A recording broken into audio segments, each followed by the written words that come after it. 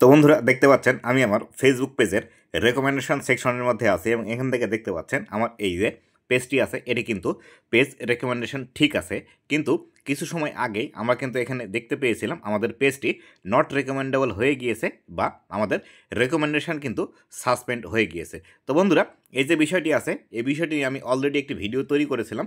সেই ভিডিওটিতে আপনারা অনেকেই কমেন্ট করছিলেন যে আসলে কীভাবে সমাধান হবে এবং কী করলে এটি সমাধান হবে। আপনাদেরকে আমি বলেছিলাম যে শুধুমাত্র ফেসবুকের কাছে একটি রিপোর্ট করে রাখলেই এই সমস্যাটা কিন্তু সমাধান হয়ে যাওয়া সম্ভাবনা আছে, কেননা এটি ফেসবুকের একটি প্রবলেম। ফেসবুকের প্রবলেম যখন আসে তখন কিন্তু শুধুমাত্র আপনার একারই আসে না, অনেক মানুষের একসাথে আসে, যার কারণে এটি কিন্তু সমাধান করা কোনো একজন ব্যক্তির পক্ষে বা কারো একজনের পক্ষে সম্ভব নয়। তাই আপনারা অনেকেই চিন্তিত হয়ে পড়েছিলেন এবং কীভাবে সমাধান করবেন এই বিষয়টি নিয়ে বারবার আমাকে বলা বলি করছিলেন। তো এখান থেকে দেখতে পাচ্ছেন এটি কিন্তু অটোমেটিক্যালি সমাধান হয়ে গিয়েছে।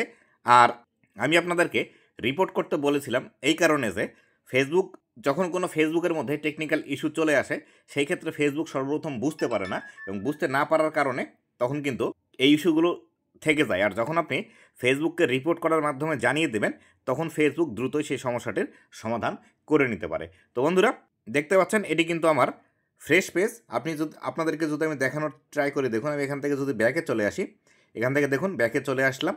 আসার পর এখান থেকে দেখতে পাচ্ছেন যে প্রফেশনাল ড্যাশবোর্ড আছে, এই প্রফেশনাল ড্যাশবোর্ডে ক্লিক করলাম। ক্লিক করার পরে আমি যদি এখান থেকে আমার রেকমেন্ডেশন সেকশনের মধ্যে চলে আসি তাহলে এখান থেকে দেখতে পাচ্ছেন আমার এই পেজের মধ্যে কিন্তু নট রেকমেন্ডেবলের যে প্রবলেমটি আছে এই প্রবলেমটি কিন্তু চলে গিয়েছে।